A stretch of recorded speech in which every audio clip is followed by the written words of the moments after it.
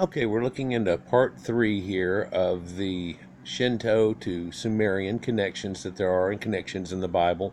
This is part three again, and if you haven't seen part one or two, please look back at them. At the end of this video, they will be at the top so you can cross-reference and go back to each other. And now that each has been produced, I'll put them back to back to where if you're on one, it shows two, two shows three, and so on. If you've been watching them, we realize it in the first epic that it talks about how Ea or Enki had actually, the water god, had allowed them to come from there, and that they were somehow led into that land by this. And Shinto show that recreation. They also speak of Inanna and how the world tree that she has is a representative of two separate entities, and that one of them is a tree of knowledge and wisdom, and the other one is rebirth and life. And these are the two trees that are in your Bible that you see read quite often to you. And in Genesis, where the big mistake supposedly makes. And of course, if you look at my Sumerian origins and Genesis videos, it shows this same correlation. I literally go through the first book of the Bible, really not even the first book. I just go through the first part of the days of the Bible and show you its correlations. And there's so many after that, but we'll get to those here as we go through this. Now, we were looking at this and where it talked about Susanoo, and Susanoo really comes out to being basically the male of Susa. And if we took Susa as the Babylonian Ea, we would understand that the noise which upset the older gods in the Babylonian correct was indeed acts of malice and the misuse of power. Although in those tablets it seems like it's just the noise of life and attrition, even festivals. Strangely, these people are having festivals and praising the gods, and they call it too noisy. Right? This led people later to say that you're not supposed to have music in the church and all these other things, from people having different sects and different thoughts about how to go through. I mean, you can sing to God, but can't play with music. Musical instruments are from the devil, all these type of things. Of course, a poverty people that didn't have any of this stuff would say that about others, but let's go on here. Based on such, Susanoo, though, was banished to the Netherland, or a region that existed outside the gates of heaven and outside of Dilmun, where the Sumerian gods claimed origin from. Susanoo's association with Babylonian Ea is not an unfounded idea. In the Nahongi, translated by W.A. Aston, Aston defines the name Susanoo as Susanoo is therefore simply the male of Susa. Susa was an ancient city in Mesopotamia and closely associated with Elam, which is just on the other side of the Euphrates. This shows us that there was indeed a difference between the older Afro-Asiatic gods and the younger Mesopotamian gods.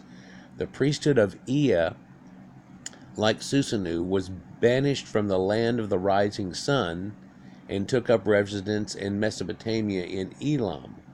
This information was also supported by the legendary Keith Grant, a student of Aleister Crowley's. Kenneth Grant wrote the following in his classic work, Outer Gateways. He said, Tiamat will once more rule the world, or the earth. Her other number, 71, is the number of Lam and the Kammi, a name bestowed in ancient Japan upon old ones whom the Egyptians named the Sami, or Sami.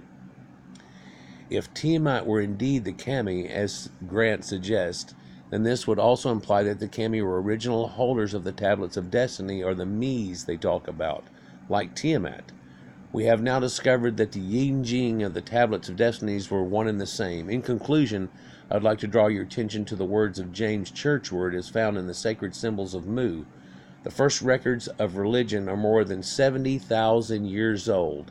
They tell us that a body of trained masters from Mu called Nakals, which harkens a serpent name, were carrying to her various colonies and colonial empire copies of the motherland's sacred inspired religion. This Nakals formed in each country colleges for the teaching of the priesthood religion and the sciences. The priesthoods were formed in these colleges and in turn taught to the people. And that's pretty much the end of it there, where they're telling you how it all goes together and how they have these thoughts.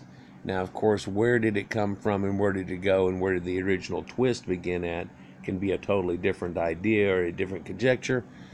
And I believe it all comes from Sumer, and Sumer all comes from Arata, and Arata all comes from the Black Sea region in Göbekli Tepe and Catalhoyuk and all of those type of things, and those all predate Egypt and Sumeria, and you can see that same thing trapped inside of both of them, and this commonality that they shared back and forth, and through their trade routes shared back and forth quite a bit.